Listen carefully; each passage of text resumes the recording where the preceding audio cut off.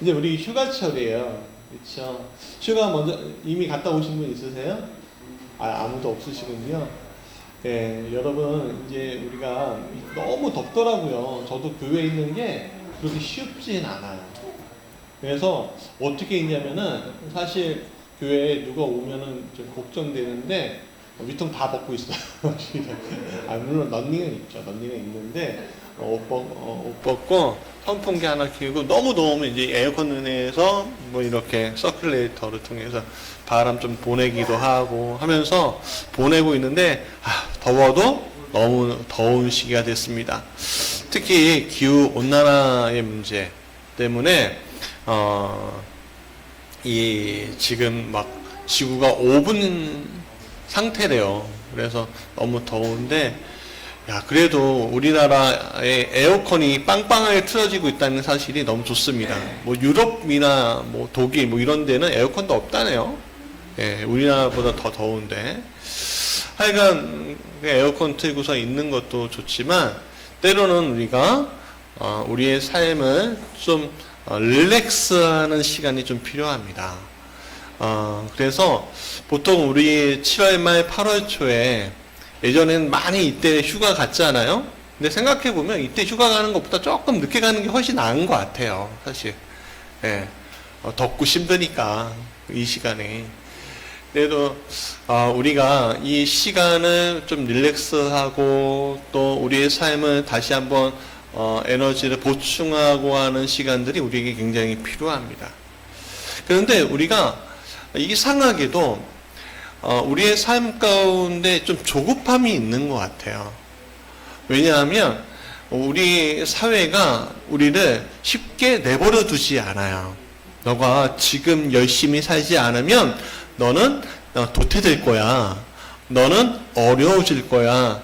너는 망가질 수 있어. 너 지금도 이래야 돼. 그렇게 이야기하는 경우들이 굉장히 많습니다. 근데 성경은 이렇게 얘기합니다. 열심히 일하라, 성실하게 일하라, 계미를 배우라 라고 이야기도 하지만 사실은요, 하나님조차도 6일 일하시고 7일째는 쉬었다라는 말씀이 있습니다. 특히 10계명, 4계명은 이렇게 얘기합니다. 안식일을 기억하여 거룩하게 지키라 라고 얘기하고요. 또 레위기 25장 4절에는 이제 안식년에 대해서도 이야기하고 또 희년에 대해서도 이야기합니다. 희년은 안식년이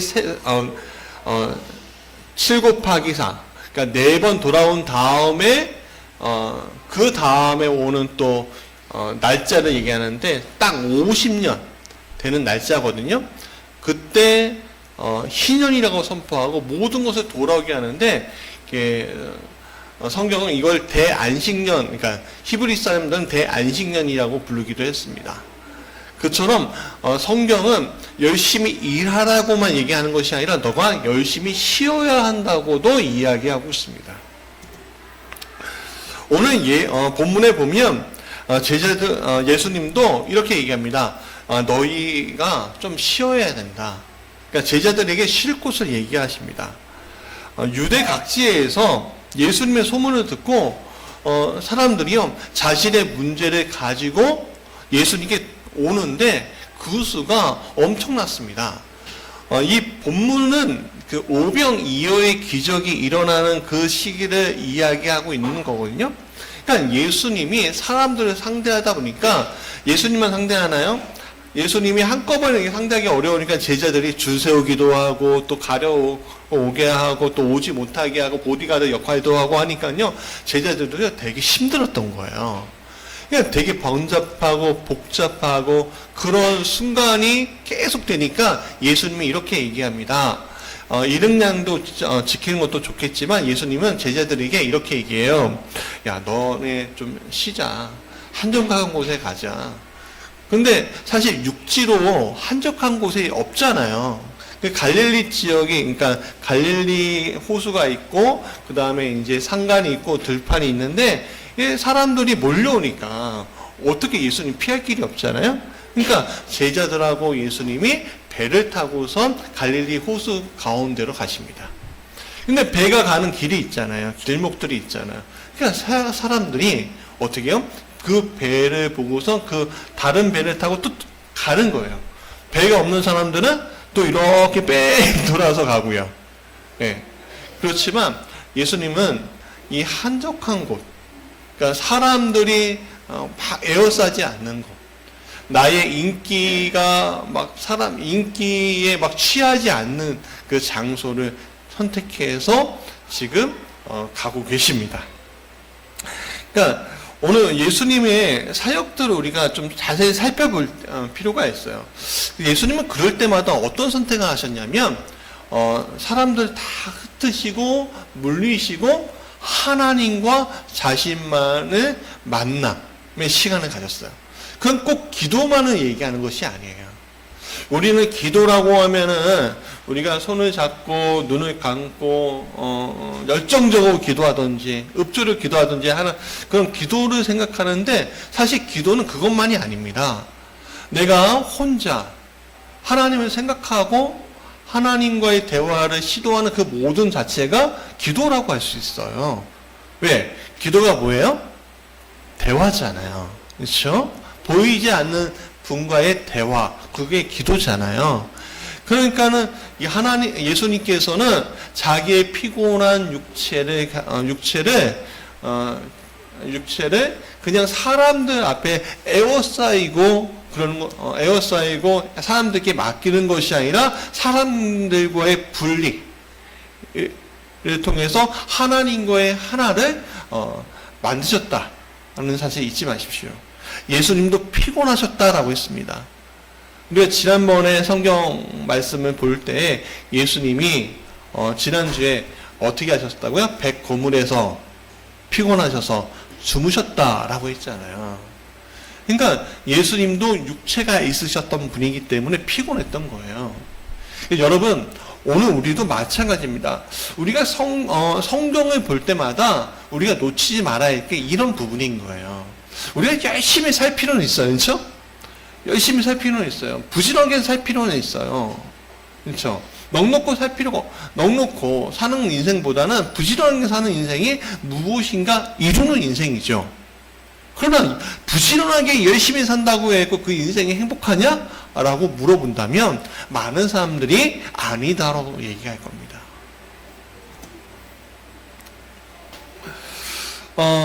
근데 우리 사회도 그렇고 교회도 그렇고 이 쉼에 대한 부분에 대해서 죄인 취급하는 경우들이 굉장히 많아요. 특히 우리 사회가 그런 분위기에 일조합니다. 예를 들어서 직장인들이 연차를 마음대로 쓰는 것에 대해서 굉장히 부담을 느낀다고 이야기해요. 아이들 양육을 위해서 육아휴직을 하면 부서가 바뀐다든지, 또 예전에 생각해보면 주 5일제에 대해서 많은 사람들이 경제가 망한다. 경제가 망하는데 무슨 주 5일제냐? 라고 얘기한 적이 있었습니다. 예, 이제 요즘에 주 4일제, 48시간 이렇게 얘기하는데, 또 정부에서는 120시간까지는 일하고 팍 쉬자 뭐 이렇게 얘기하기도 하는데, 그러니까 하여간 뭐 쉼이 우리에게 필요한데 이 쉼에 대한 부분들에 대해서 죄인 취급하는 분위기가 아직도 우리나라에 많이 남아 있습니다. 왜냐하면 우리가 급속도로 경제 발전을 했기 때문에 그거에 대한 여파예요. 우리가 열심히 일하지 않았으면 어떻게 우리가 이렇게 잘 살 수 있겠어. 그러면서 이제 해외여행을 이렇게 다니잖아요. 근데 해외여행을 다니면서 이제 가난한 나라들을 많이 가요. 동남아나 뭐 이런 나라들. 그걸 보면 이렇게 옛날엔 얘기했습니다. 저 사람들 게을러. 저 사람들 게을러서 저렇게 사는 거야. 왜냐하면은 한 낮인데도 이렇게 널브러져 있고 막 그러거든요. 근데 요즘에 생각들이 바뀌었어요. 왜냐하면 가니까 너무 덥잖아요. 이 시간에 일하면 뭐 한다? 죽는다. 예, 그럴 수 있겠구나. 인식이 좀 바뀌고 있죠. 많이 가니까. 예. 하여간 열심히 일하기도 하지만 열심히 쉬어야 한다는 게 이제 인식이 점차 우리 주변에서 자리 잡고 있습니다.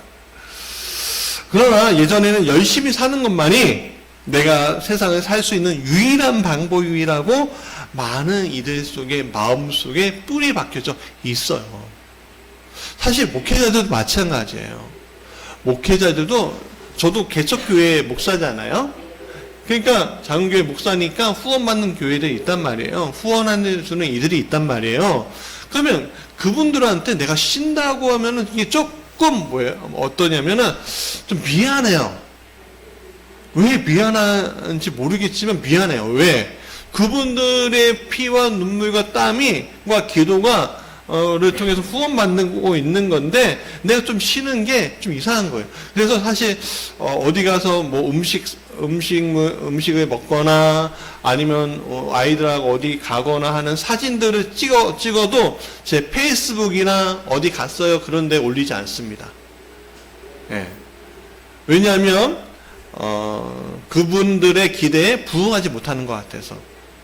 또 부목사 때도 그랬습니다. 부목사 때도 열심히 일하는 것만이 내 사명을 다하는 것처럼 생각했습니다. 근데 이상하죠? 그럴 때마다 지치더라고요. 그럴 때마다 내가 아프더라고요. 그럴 때마다 내 영혼이 충만해지는 것이 아니라 내 영혼이 피폐해져 가는 것을 경험할 수 있었습니다. 과학자들은 이렇게 얘기합니다. 그렇게 열심히 사는 것만이 좋은 게 아니야. 너를 해치고 또 효율을 해치고 경제를 해치는 일이야 라고 이야기합니다. 그건 과학적으로 현상적으로 증명되었죠. 그래서 사람들이 예전에는 주 5일째 52시간 일하는 거에 대해서 죄악시했는데 사람들 생각이 바뀌었어요. 왜? 오히려 쉬니까 사람들이 나가서 돈만 버는 것이 아니라 쉬니까 돈이 돌잖아요. 돈이 도니까 내수가 활성화되고 내수가 활성화하니까 경제가 번영이 되고 경제가 커지니까 어떻게 돼요? 우리가 더 잘 살게 되는 거예요. 우리 신앙인들도 마찬가지예요. 우리가 열심히 사는 것과 쉬는 것은 좀 구별할 줄 알아야 돼요. 여러분 교회에 오셨을 때 제가 여러분들에게 우리 교회에 와서 여러분들 애쓰고 수고하는 것들이 있으면 좋겠습니다 라고 얘기하지만 그러나 많은 것을 말씀 안 드리는 이유가 거기 있어요. 왜냐하면 교회에 오셔서 예배 드리고 수고하고 애쓰는 것들이 하루 종일 이어지면요 이건 쉼이 아니에요. 옛날에는 당신은 영적인 쉼이 필요합니다. 육적인 휴식을 취하는 것은 죄악시하고 영적인 쉼만을 강조하는 시기가 있었거든요. 근데 그게 오히려 교회를 해치더라고요. 교회를 사랑하는 방법이 아니에요. 여러분을 사랑하는 방법이 아니에요. 여러분을 사랑하지 않는데 어떻게 교회를 사랑하고 하나님을 사랑하고 또 교회를 왜 하겠어요? 그래서 제가 취하는 방법은 교회에서 한 가지 사역을 맡으시되 여러 가지는 그냥 목회자한테 남겨서 되신다. 우리 교회가 여러 가지 할 건 별로 없지만 하면 좋죠. 근데 여러 가지 할 건 없지만 그러나 못하는 부분들은 그냥 거기에 남겨놓자. 내가 하나님 앞에서 행복하고 기쁘면 된다. 그리고 이 세상 가운데 여러분들이 교회에서만 소금이 되지 말고 세상에 나가서 소금이 되는 것이 오히려 하나님을 기쁘시게 하고 영광을 돌리게 하는 것이다 라고 말씀드리며 강조하고 있습니다. 그것이 좋은 신앙인의 모습이라는 거예요. 물론 교회의 의무를 놓치지 마세요. 네. 자, 그리고 위해서 우리가 한 몇 가지 좀 살펴봐야 할 게 있습니다. 잘 쉬고 잘 일할 수 있는 방법을 가진 그리스도인으로서 첫 번째 같이 읽어볼까요? 시작. 쉴 줄 아는 사람이 제 유혹에도 잘 대처합니다. 여러분 열심히 일한다고 제 문제가 해결이 되나요? 교회에서 열심히 봉사한다고 제 문제가 해결이 되나요? 여러분 열심히 내가 나를 괴롭게 한다고 해서 제 문제가 해결이 되는 것이 아닙니다. 많은 이들이 무엇인가 열심히 하면 제 문제가 생각이 나지 않고 제 문제를 덜게 될 것이라고 생각하는데 그거는 일부분입니다. 쉬는 것도 중요합니다. 다윗이 가장 좋은 예예요. 다윗은요, 평생 쉬지 않고 달려온 인생을 살았습니다. 그런 양식이었고요, 병사가 되었었고요, 장군이 되었었고요, 왕의 사이로 또 열심히 전장을 누볐고요, 또 도망자가 되었습니다. 그런 다음에 또 왕이 되었고 통일 전쟁을 합니다. 그런 다음에 통일한 다음에 또 나라의 영토를 막 넓힙니다. 주변을 안정화시켜요. 그러고 난 다음에 이제 보니까 주변이 다 안정이 돼요. 평화는 임해요. 그래서 이제 내가 굳이 나가지 않아도 장수를 보내면 문제가 해결되는 시기가 온 거예요. 쉬지 않고 달려왔고 이제 쉬려고 하니까 어떻게 해요? 아니요, 단번에 제 유혹에 빠집니다. 오늘 이 그림은 왕궁의 옥상에서 밑에를 바라봤는데 이 밧세바가 목욕하는 장면을 통해서 다윗이 눈깔이 확 뒤집혀갖고 제 유혹에 빠지는 장면입니다. 여러분, 다윗은 금세 제 문제에 빠졌고요. 그가 일으킨 모든 문제보다 더 큰 문제로 그뿐만 아니라 그의 그 뒤에 후손들에게까지 이어지는 굉장히 큰 사단을 이 순간에 만들어 버립니다. 여러분, 우리가 목표한 성공을 하여도 쉴 수 있는 시간을 가지지 않으면 우리는요, 그 성공이 물거품이 되는 것을 보게 될 거예요. 그러니까 쉴 수 있는 인생, 쉴 줄 아는 인생이 자기를 잘 컨트롤할 수 있는 인생입니다. 쉴 줄 모르면요, 꼭 이상하게요, 제 문제가 도사래요. 유혹이 와요. 그럼 유혹이 오면 어떻게 와요? 나의 모든 것을 빼앗아 갈 유혹이 옵니다.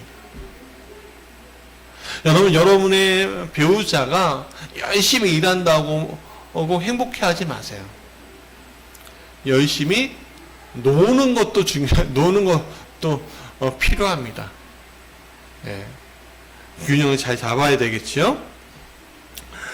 여러분, 하나님께서 이 모든 부분, 이 인간의 연약함을 아시기 때문에 하나님은 인간에게 쉼이라는 것을 허락하시고 말씀하고 있습니다.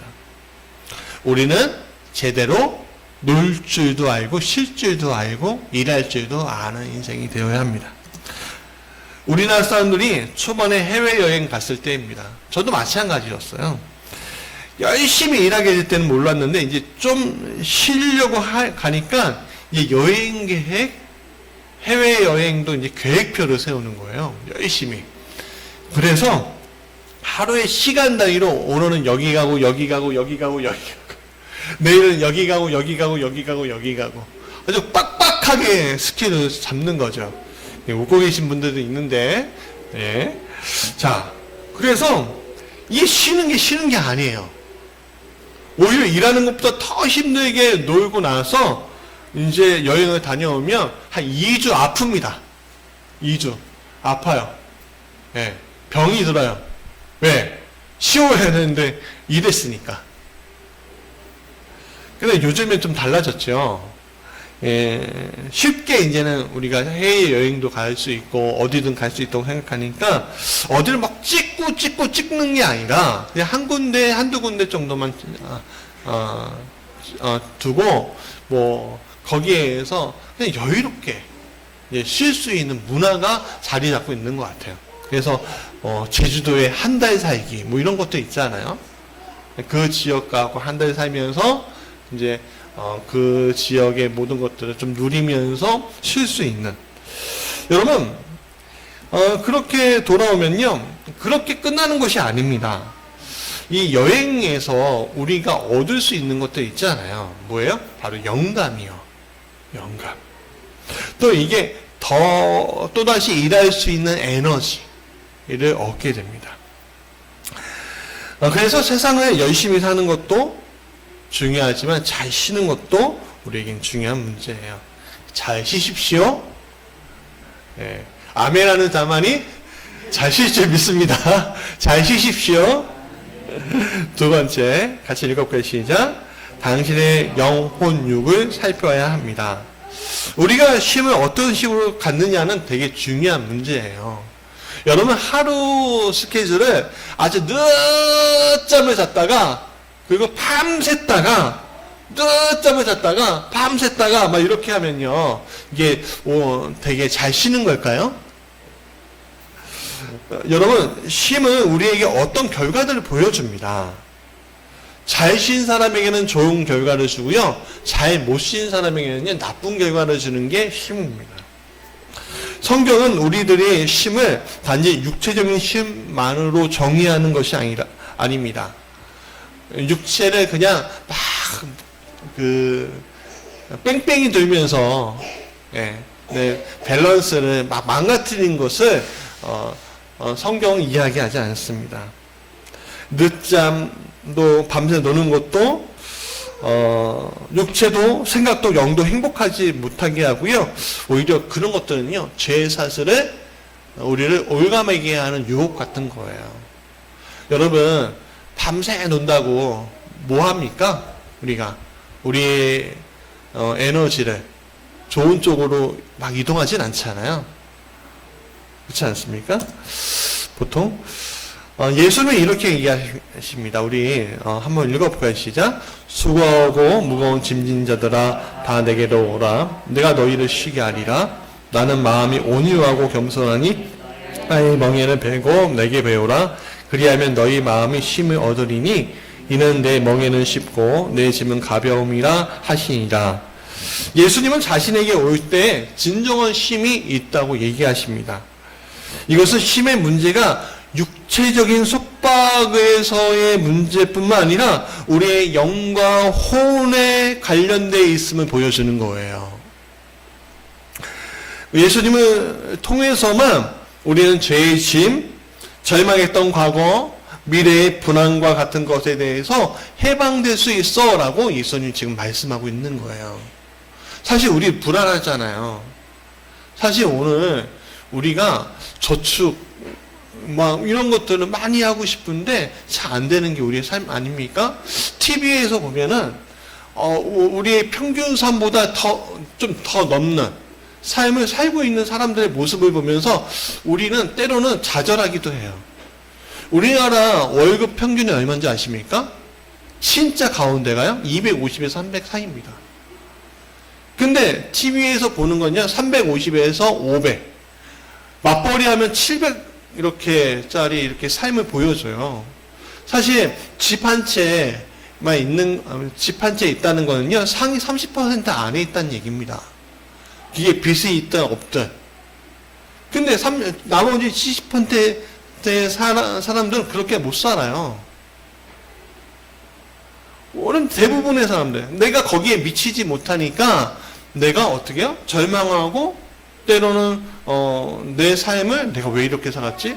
이번 생에 힘들어. 뭐 이런 식으로 우리를 자신을 포기하게 만들죠. 근데 그런 불안 같은 것들을 우리가 우리의 힘을 통해서 해방할 필요가 있는데 그 쉼이라는 것들이 육체적인 노는 것으로만 끝나면은 우리는 그 쉼에 대해 쉼이 아니라 오히려 죄의 문제 앞에 있게 된다는 거예요. 그래서 예수님 앞에 우리가 갈 때 예수님과 함께하는 쉼이 이 문제를 해결할 수 있는데, 자, 즉 이게 우리에게 진정한 쉼이란 뭐냐면 우리의 육도요, 영도요, 혼도 쉴 수 있도록 해야 한다는 거예요. 육의 힘도 영의 힘도, 혼의 힘도 얻는다는 것은 제일 처음에 그 문을 여는 게 뭐냐면 우리를 비우는 데서부터 시작됩니다. 여러분, 항아리가 있잖아요. 항아리에 뭐가 막 채워져 있어요. 근데 그 채워진 항아리를 다른 것을 넣으려면, 다른 것을 가득 부으려면 어떻게 해야 되죠? 그렇죠. 권사님 진짜 잘 말씀하셨어요. 된장 항아리에 고추장 항아리를 만들려면 된장은 비워야 되지 않겠어요? 김치를 넣으려면 그 모든 걸 비우고서 넣어야 되지 않겠어요? 여러분, 우리 안에 가득한 무엇인가가 있으면 그걸 비우고서는 시작을 해야죠. 그러면 쉼이란 것은 그 비우는 데서부터 시작이 되는 거예요. 무엇을 가지려고 할 때마다 우리는 죄의 문제에 놓여 있게 되고 결국에는 쉼을 빼앗기는 거예요. 우리의 육은 영혼을 파괴하는 데 힘을 쓸 때가 많습니다. 그런데 우리가 영혼을 채우는데, 우리의 영혼을 채우는 데 힘을 쓰면요, 육은요, 이상하게도 새롭게 되는 것을 발견하게 돼요. 이 육이 새롭게 자신을 가꾸게 된다니까요. 그런 힘을 여러분들 누리시기 바랍니다. 육과 영과 혼을 어떻게 해요? 쉴 수 있는. 그러면 어떻게 되냐? 자, 이 비우고 다시 채울 때 어떻게 되냐면, 세 번째 같이 읽어볼까요? 시작. 쉬는 것이 행복해야 내 지경이 넓어집니다. 지경이 넓어질 수 있다는 거예요. 여러분, 먼저 비우는 일을 할 때 비로소 채워지는 일들이 많습니다. 채워지는 것은 예전에 여러분들이 아니라 새롭게 변한 앞으로의 여러분들이 채워지는 거예요. 육으로 가득한 세상에서 육으로 싸운 여러분에게는 상처밖에 없습니다. 왜? 우리는 지금 이 세상 가운데 육이 있잖아요. 이 육과 육의 싸움은요, 그건 전쟁이에요. 전투예요. 여러분, 삶의 전쟁이 치열할수록 어떤 것만 봐요? 바로 앞에 것만 보잖아요. 근데 여러분, 전투에서는 이길 수 있어도 전쟁에서 못 이겨요. 그렇게 하면. 전쟁을 이기려면요, 어떻게 해야 합니까? 한 발짝 나와서 전장을 바라볼 줄 알아야 돼요. 그걸 우리는 여유라고 얘기하는 거예요. 전장을 바라볼 때 비로소 이기는 일들이 있습니다.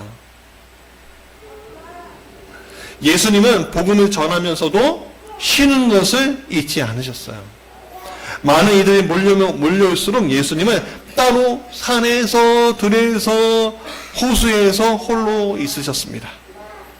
그분은 홀로 있을 때 하나님 아버지의 만남을 가지고 성령의 마음을 되새기면서 혼잡한 사역의 현장에서도 아버지를 만나기 위한 시간을 따로 떼어 놓으셨다는 사실 여러분 잊지 마십시오.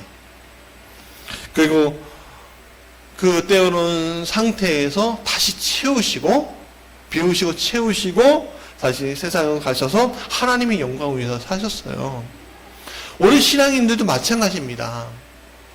우리 심도 하나님을 만나기 위한 시간을 놓치지 마십시오.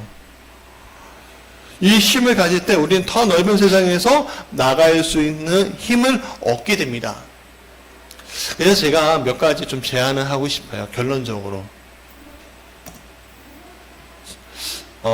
여러분, 말씀의 결론인데요. 이번 쉼은요, 휴가를 가신다면 많은 만남과 많은 곳이 아니라 한 곳에서 깊게 쉬시기 바랍니다. 한 곳에서 그냥 깊게 쉬세요. 여러분들을 괴롭게 할 필요가 없습니다. 이번의 쉼은 그렇게 쉬세요. 휴가가 아닐 때에는 그렇게 일하시지만, 휴가이실 때는 이번엔 깊게 쉬시기 바랍니다. 두 번째는 시간을 최대한 여유있게 하면서 가족들과 편안한 대화에 집중하시기 바랍니다. 그래서 우리 자녀들과 이야기도 하고요.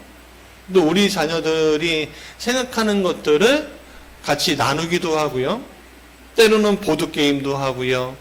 하여간 가족과의 깊은 관계를 맺는 시간이 되시길 간절히 원합니다. 세 번째는 이 아날로그적 하루를 보내시라는 거예요. 그러니까 우리의 눈길을 가게 하는 것을 가까이 두지 마세요. 좀 멀리 두세요. 스마트폰, 인터넷은 좀 잠시 접어두고요. 세상의 이야기들도 좀 잠시 접어두고요.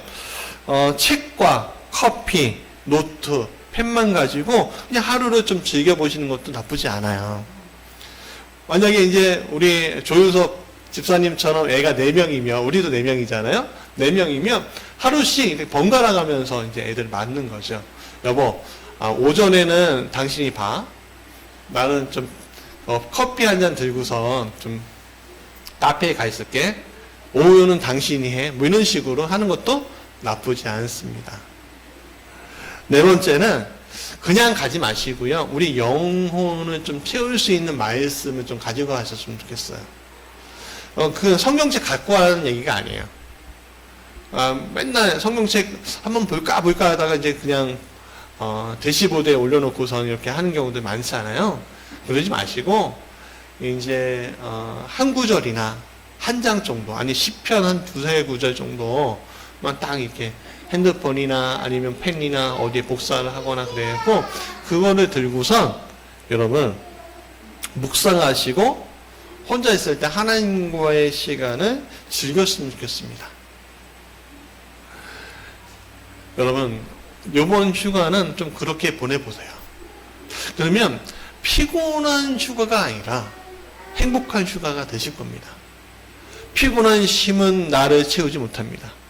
행복한 쉼만이 나를 채우고 행복한 쉼만이 내 인생을 평안으로 이끕니다. 그러면 어떤 일이 일어나느냐? 우리가 세상 가운데 다시 올 때 이길 수 있는, 세상을 이길 수 있는 힘이 내 안에 축적이 되고 때로는 버티고 인내할 수 있는 힘이 내 안에 축적이 됩니다. 많은 우리가 세상을 우리가 같이 세상을 살다 보니까 인내하며 이길 수 있는 일들이 굉장히 많잖아요. 특별한 아이디어 없이 인내하며 이길 수 있는 일들이 많습니다.